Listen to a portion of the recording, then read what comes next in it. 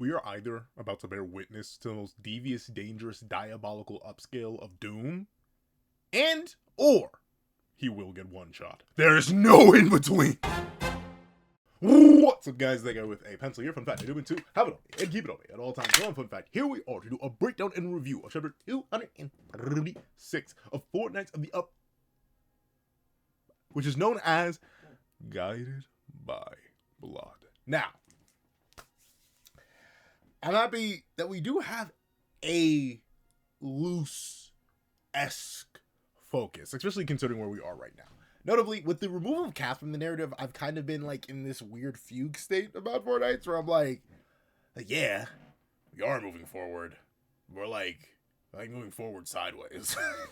it's like we are moving in a direction. Now we're side shuffling. I don't know. It's not like it's entirely impossible to write a narrative without a clear major antagonist. And I and many others also believe that Kath isn't gone for good because he was literally stated not to be gone for good. Like he'll be back, possibly even in Bond.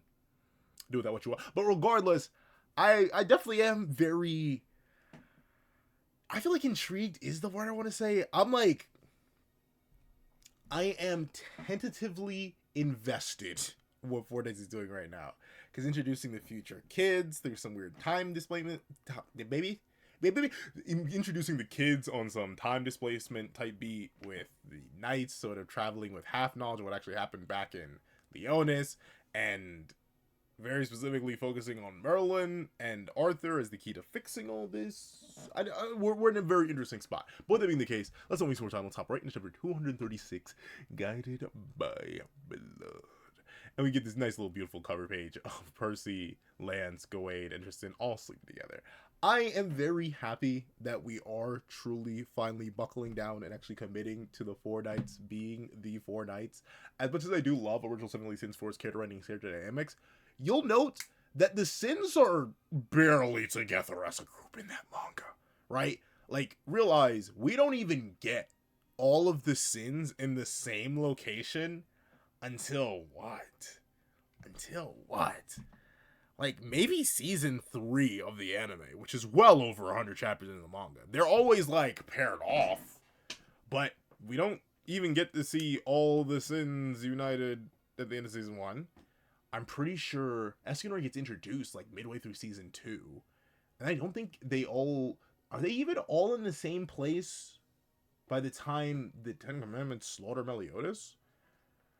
I think they are there. I think that's legit when for the first time all the Sins are together in the same area. I think it is actually during the second Vizel fighting festival, which is, I think, either right at, it's like nearly halfway through the narrative when all 7 of our titular characters were actually all in the same spot. And notably, all of our titular characters weren't even really there because Diane had memory loss at the time. So she wasn't even really there. And I don't even remember, was Merlin there?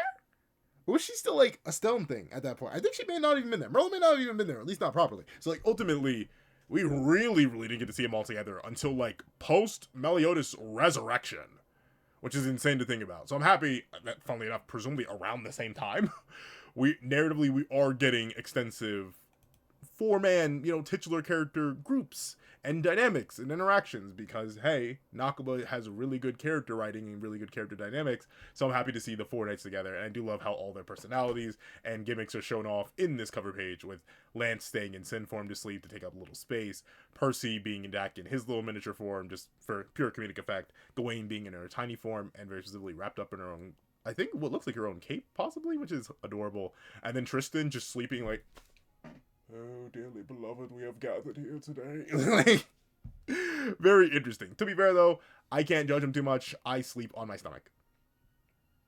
And I drool. Chocolate, and I snore. I look rough, too. So, Tristan, while he does look like he's basically passing away, or has passed away, which may or may not be an implication, as a lot of people point out, just the way that Isaiah was talking, they may have just never met their dad. Like, Tristan may, unironically, calm little foreshadowing, we don't know. But regardless, a nice cover page. But we open up in the house on the other side of the crater? The little island that they landed on, which had the pillars. They went to the other side, went into the house, and got some sleepy-deepy. And we see Gawain presumably wakes up first, as she goes, get up, you 3. Let's get going. And Percy, very, very annoyed, goes, man, I'm still sleepy. Please. There's not even a regular like night and day cycle here anymore, bro. Just let me lock in and sleep in. Which is hilarious to think about. Like, Percy's biology is very weird to me. I talked about it last chapter, or not last chapter, chapter before last, where like his physiology just makes no sense to me, because like he should be immune to most things, but I guess he still is human.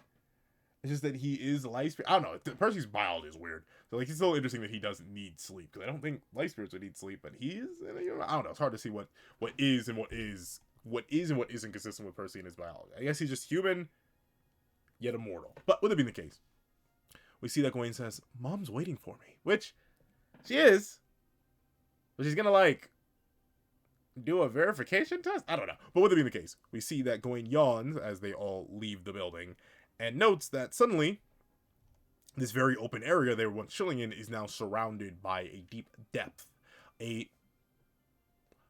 What is the group of gathering of the clouds? Like, I want to say a storm of clouds, but essentially just a massive amount of clouds. As she goes, what's going on? It's white all around us.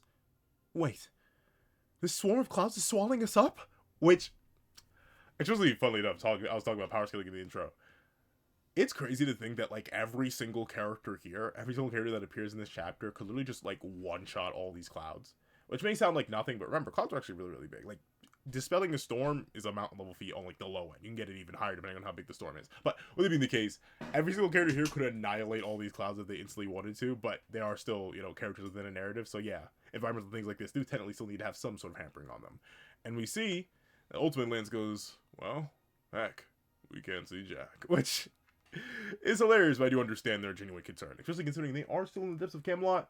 And sure, Kath was defeated, but they also do know that Kath, was defeated, heavy quotation marks, and they probably still don't want to risk it. The Lance could presumably 1v1 Kath to infinity and beyond. It'd be light. But with it being the case, we see that Tristan says, no, but they'll dissipate in time. Which he was actually right about. They didn't actually take too long for the clouds to leave. As all the knights are bearing witness as Lance does a little whistle, and we see a gargantuan twisted tower. Very interesting in how it's designed. Nakuba,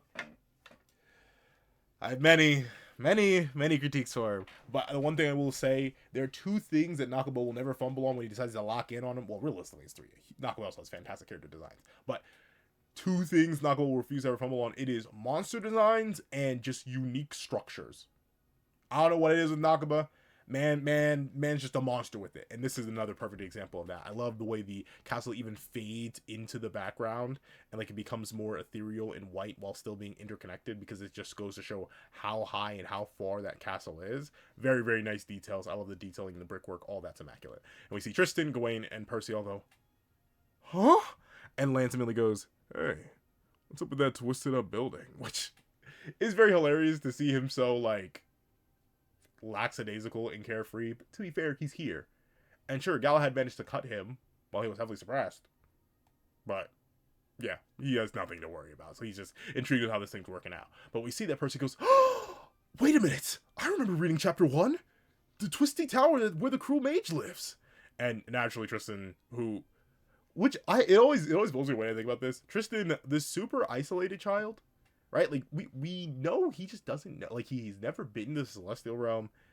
I think it's implied that he never had been to the Demon World before the Demon World arc. But then again, he didn't know a spell to protect him from it. I don't know. It is very interesting. But with it being the case, Tristan has no idea what Percy's talking about. And Percy goes, Grandpa told me about that all the time in his fairy tales.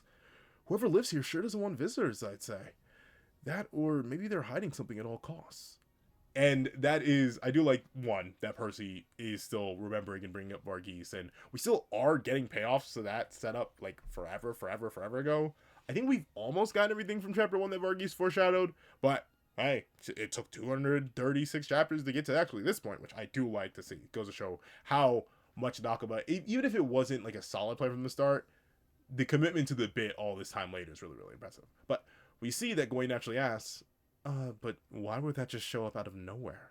We were literally sleeping on a house and now that's gone. And Lance explains, well, Merlin said the key was inside you, didn't she? Which she did indeed do. And we see that allows Gawain to have a Jimmy Neutron Brain Blast moment, and she goes, ah! And Lance finishes off the thought by saying, Maybe this tower decided to... Wait, no. Maybe the tower... Why can't I read? Maybe this tower decided to show itself... Why can't I read? Maybe this tower decided by itself to show up for you. Which is very, very nice. I still really, really, really don't like... As I've mentioned, I cannot hold negativity in my heart for a very long time. So I've grown more neutral on Merlin. But, man, well, just had to make this as difficult as possible. And I do get it, though. Like, presumably, I'm guessing all these safety measures are in place, not necessarily for Gawain or any of her allies. I'm guessing they're in place for any Chaos Knights and or Cath who discover this area. And then, hopefully, they'd be turned around or misdirected or unable to even get in the building, depending on who and what they are. But, with it being the case, we see that Gawain, excited on the idea that her mama actually does want to meet her and possibly do something for her now that she's a full Roman. She goes, Mom, and flies in. Although Tristan and Percy look like she knows her mother doesn't love her, right? Like, you don't abandon your kids for that. I know Merlin actually still loves Gawain, but still. But with it being the case, and obviously there's extra circumstances to why Merlin wasn't there for her. But regardless, we see that as they all run up to the entrance of this big old building, they see a rock. That's about it. As Percy says, hey, but I don't see any door going inside. You don't think there's some secret tunnel? Huh? Secret entrance to find? Maybe? Possibly? Please, someone listen to me. And we see that Gawain says, Mom, open up. I'm right here for you. Which, Gawain, unironically, you're not like the worst asset here, but you are the lead. You are the... Lance does the DPS and the tanking thing better than you unironically. Thanks to Hazy Moon, he can just tank all magic, and thanks to Fierce Stats, he can just tank all physicals. So yeah, Gawain, I mean, you can't heal anybody. You can't super heal anybody. You can't even res anybody.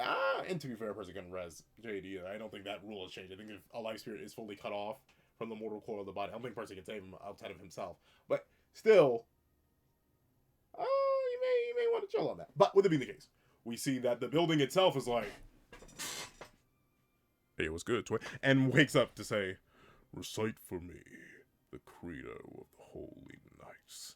And I do, once again, love the little character building moments here, and the dynamic building, and character reinforcement, where we see Gawain go, the credo? Which makes sense. Notably, I'm guessing she probably spent all of her life studying magic, and not anything to do with the credo of the holy knights. I'm not even sure she ever wanted to be a holy knight. She did have armor, but that's about it. And we see that Lance, who was also pretty much isolated for a majority of his life, I'd say, because I'm thinking he would have been in the Fairy King's Forest up to age 10? I think he went at age 10, left out at physiological age 13, and then didn't really visit Leonis that often. It makes perfect sense, essentially. What I'm saying is it makes sense that Lance does not know the credo, because he is very, very worldly, but also at the same time, he never had a reason to. It wasn't a part of him. But with it being the case, we see that both Tristan and Percy, the Holy Knight twin, I was going to call them the twin gang squad, but they aren't getting anybody just yet. But your eyes will judge the wicked. Your mouth will speak the truth with justice in your heart, and your sword...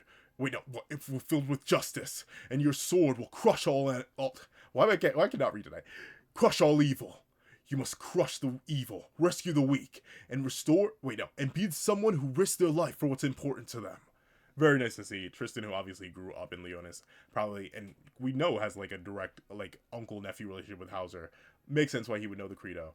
And for Percy, yeah, he was raised on these stories. It's only one of the few things that he knows. But with it being the case, we see the door itself crack open in response, which is very hilarious. If this was truly programmed for Gawain, she wouldn't have been able to get past the door. Random Campbell off water probably would have had a better chance of getting past the door than Gawain, which is crazy to think about. But with it being the case, we see that the door cracks it wide open, gets the Badussy out there. Bill Dussy? You know what I mean. But it just cracks it wide open. Are you going in there? Are you diving in there? I don't know if I can dive in there. I'd be a little bit freakified. But with it being the case, we see, or freaked out, not freakified, but we see that Gawain goes, whoa. Why am I feeling certain things about this? I thought the curse was removed. But we see that Gawain says, nice, Mom's right in here, which she will be. But we see that Lance says, "Good one, guys. As twisty as they may be, I bet it's a straight shot all the way to the end." Which, Lance, I don't think you know how straight works, bro. You don't have to run on the ceiling or turn upside down or do anything in order to do anything, brother. Like, we see. Sorry, I made that statement made absolutely no sense. Essentially, Lance assuming that the pathway would be straight when he saw how twisty the tower is, kind of genuinely insane. But we see as they tap into the building, they're met with a variety of options, a bunch of different doors. And we see as they look at all the doors, Percy's like, "Hey, wait, wasn't this tower all twisted up? Shouldn't we be like curled on the roof right now?" And we see Tristan go, "I think we'll just have to try every door we run into." And Lance says, "Huh. This kind of thing, you still gotta trust your gut. Follow me." And honestly, as a person who plays visual games, I know sometimes part of the challenge is completing the puzzle. Yeah, sometimes I just want to skip the puzzle too. Let me just get to the thing I want to do. Like, I do completely understand they want to just bulldoze through this and get to Merlin. Like, this whole section probably doesn't mean much to them because they don't really know Merlin. And although they do know, they're trying to just get to her for information. But with it being the case, we see that Lance declares that they follow him, even with his cut cheek still. "Lance, please get that healed." But we see that Lance says, "Let's try left first," and they immediately go down left hall. And then Lance says, "Then right," and they immediately go down right. And then left, and they immediately go down left. And Percy naturally goes, "Wait, an exit?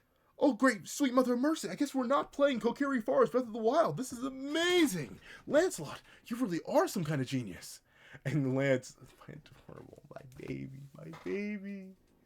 Oh, that's my baby. I love you, Lance. Oh, my little baby boy."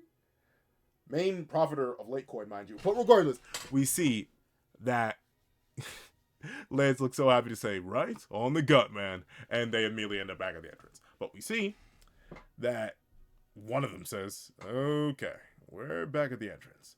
And Percy goes, "Hey, would you mind if I try next?" And we see that Percy literally turns it into like a little pseudo race, or at least a little jog. He says, "On your mark, get set, go." That's always talking to Ananias that night. But regardless, we see that Percy goes, "Right, left, right, left.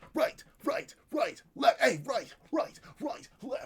I'm sorry, he's not doing all that. But he does essentially guide them down the halls and then immediately goes out. You can see Gawain, though, while she is following along, she's more so looking at something else. And we see that Tristan goes, "And here we are again. If only we didn't have to listen to such a stupid idiot." But we see that Lance, now genuinely annoyed, he just like me for real. If I fail on a simple video game puzzle 3 times in a row, yeah, I'm also looking it up. He only failed 2, but still, regardless, he tried out the first path. I don't blame him. But we see that Lance says, maybe smashing up the tower will be quicker. Give me your weapon, Percy." Which is crazy. I do love seeing Lance's impatience pop out, especially considering he's easily the most mature and active of Four Knights. But it looks like now that he's actually with his proper age mates, even if he is technically like mentally 3 years younger, he is absolutely hilarious. Right? Like, don't record when EP, folks. I have no idea where that thought was going. "Oh, give me your weapon, Percy." The idea that Lance gets super duper impatient and just wants to destroy everything is hilarious. Very akin to his father in many ways. But we see that Percy says, "What? No! You'll break it on me if I do." Which raises a very, very interesting question. Lancelotto, where's your sacred treasure? I was holding out hope and hope that he's no, brother. Where is your sacred treasure? Did Dubs just not finish? Could I get a hint of Dubs even remotely working on anything? Like, brother, what is happening? But we see that Lance does not have sacred treasure. And notably, I do think the 4 circular would survive a couple shining roads. Because remember, the super old katana white deer had survived many upon many a battle. So ultimately, he should be fine. But with that being the case, we see that Tristan goes, the voice of reason goes, "Calm down, guys. Let's just take our time and work and work out the right path." And we see that Gawain goes, "Hey, I'm not sure if you're all idiots, but haven't any of you guys noticed yet? Like that shadowy figure on the corner around the tower, standing there like it's made of black mist?" And naturally, every other knight there is like, Big Wayne? Is you big tweaking?" And we see that Percy goes, "Hey, wow, I sure didn't. The one from a day ago? Which, funnily enough, he is thinking about his own son, Kadir there. And then Tristan goes, or maybe a ghost or something? I would clown Tristan to infinity and beyond if... Wait, brain. I don't know, the thought's gone. This is what happens. Oh, no. No, it's back. Or maybe a ghost or something. I was going to clown Tristan to infinity and beyond, specifically on him being afraid of ghosts. But no, that happens in this universe. That just happens. You know, sometimes you just run into a ghost. Remember, Vorgeese was literally possessing the the cloak he left Percy. His spirit was attached to that thing. So yeah, I don't blame Tristan for being worried about a ghost. But we do see that Lance, the most skeptical, is like, "You're sure you saw it?" Like, absolutely sure. And we see that Gawain says, "You're telling me you guys can't see it? Look, it's right over there." And she does point to a shadowy figure there. Now, it is very interesting. I do wonder if the shadowy figure does end up being the character we do end up seeing. Like, is the shadowy figure meant to be like Escanor in smoke form? I don't know. But with it being the case, Gawain sees it and decides to follow it. And Lance, while both Percy and Tristan seem genuinely confused what's going on, Lance says, "Try pursuing it for us, Gawain." And immediately we see Gawain lock in Twinsky and fly off as fast as possible. As she says, "Hold it! The figure took a right at the next corner. Then across." And then we see both Percy and Tristan go, "Oops," as they suddenly assume they're back at the front door again. Back at the front door again? And they're not. They're in a completely different location. But with it being the case, and then being in a completely different location, suddenly it's time to get moving, right? And we see Percy go, "Hey, this isn't how the door looked before, right?" And we see, wait, no, this isn't how the front door, in reference, I was very confused about that. This isn't how the front door locked, right? And we see Tristan say, "So this is the exit then?" And Lance goes, "We could possibly still be in the town for all we know." Which, with Morlow's magic, extremely likely, not necessarily all too surprising. But we see that Percy just decides to start striding on and go, "Well, let's keep on going, guys." And Gawain immediately freaks out and says, "Whoa, you fool, you stupid idiot, you dumb bubblegum, stop that. Do you want to die that badly?" And we see Percy go, "Literal or mortal here. What on earth are we talking about?" But with it being the case, we see that Tristan asks, "Is everything all right, Gawain?" And we see Lance being the one person to immediately lock in and realize that, oh, she's doing that thing, or at least she's hard linked. As Lance goes, "Hey. Wait, am I dumb? What was I on the back? Man, why am I so Eevee, bro? It's always when I record the main review." But with it being the case, we see that Lance asks, "What do you see this time?" And Gawain explains, "All of you, you're absolutely sure you can't see it." And we see the absolute nightmare zone that Gawain is bearing witness to, which, yeah, pretty horrifying, but a great way for Nakama to flex his artistic abilities and vision, because, you know, Nakama's just like that. But with it being the case, we see that ultimately Gawain is like, "Okay, listen, I want you all to follow in a line behind me. A nice tight line, all right? And don't just jump out." So essentially, no transformation abilities, no abilities at all. They're just meant to walk as quickly as possible. Like Yudokotsu, they do walk surprisingly fast. But with it being the case, we see that Percy goes, "Oh, you and your jokes again," only to immediately have some of his hair clipped off by one of the wayward beasts that he was literally right next to. So, or no. He's over here. He's actually doing good. I don't know. But with it being the case, we see that after his hair is gone, they immediately just begin to fall in line. As Gawain goes, "Okay, straight ahead for me. Work, okay, 90 degrees right. Is it, what? I don't even know." But regardless, we see that ultimately they do make it to the end, as Gawain is impressed to have found the exit, and they are standing in a room to end all rooms. And they naturally ask, "What's this space?" And they all look around and analyze and study, and Tristan goes, "It seemed in the end that Lady Merlin was only revealing the way for Gawain. her own kin, which does make sense. It is presumably a security verification figure. And Lance does its little title drop as he says, she's guided by the blood, I suppose. And we see that ultimately doesn't necessarily my brain's all over the place right now. But Percy goes, "It looks like a dead end. Is this the place?" And Gawain flies up to her mother's sacred treasure as they're in this 4-section room. And she goes, "What's this?" And the treasure speaks, or so you think, as someone says, "Show me the power of the witch, show me the blood of the witch of gluttony, and you will receive the truth." Which is a nice callback to how Alden helped Merlin escape truth through remembering her own magical abilities. But we see that the sheer magic force of the person coming here has Tristan shocked, has Percy shocked, and Lance even opening his eyes fully. And Gawain even says, "This magic force, it's too much." And we see the individual who came to play is Big Dad, Big Escanor, as he goes, "But anyone impudent enough to come here without the right credentials is doomed to face a hopeless death at my hands." And that is indeed true. Escanor is back, though presumably temporarily. I don't think this is a real Escanor, I don't think this is a real body, but I'm assuming this is a manifestation Merlin made, and I don't think this will upscale Escanor at all, unless it gets confirmed it's actually him. But with it being the case, I don't have a chapter. Sorry, I'm extra EP during this review for some reason, but also this chapter actually is relatively short.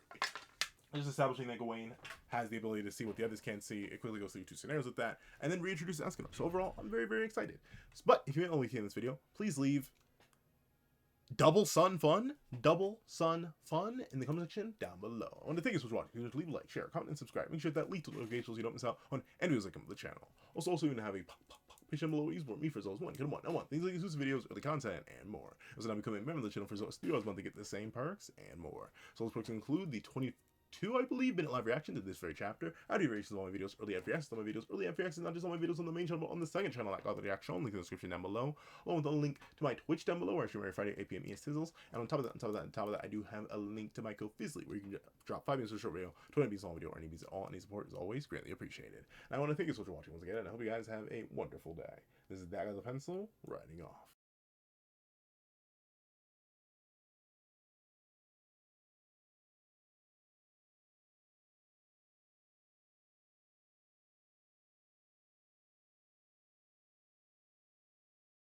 I'd like to give a thank you to our sketch tier members: Eternal Flame, Riddle 4765, Astro, Glacier XZ, Zera, J2MA, Buddha Uda, Yuki Ally, Grim, Ollie, DeBoy, Corey Watson, Damon Brown, Tim Thomas, Kaving, OrXN, Dead Meme, Keon Stewart, Edwin Idwignoba, Straw, Antavius Mitchell, Superflame Zero, Weary Exile, Alex Kenny, Todd, The Practical One, Landon Clapwick, Heath Nelson, CAET, Plan Crone, Brandon Payne, Black Sage, Multi-Batman Superman, Zalims, Joe Bean, Sleepin' John, The Young Family Pastel Pandora, Mosity King DKG, Akolade Babatunde, Union Eye, Funny Dude, Athenzi Shear, Sino King, Sheesh King, CCC, Enzo, Kitty Liddy, Axis XC, RTM, Gangatron, Praise the Sun, Striker Man, Magic, Anzreen Bonnet, Scion, John Malcolm, Black Doctor Strange, and Donovan McIntosh. Then I'd like to give a thank you to our line art tier patrons: Dread Zoan, Kevin Encarnaus, Midnight Lord 21, and Sean. Then I'd like to give a thank you to our ink tier members: Shrimp the Fourth Shrimp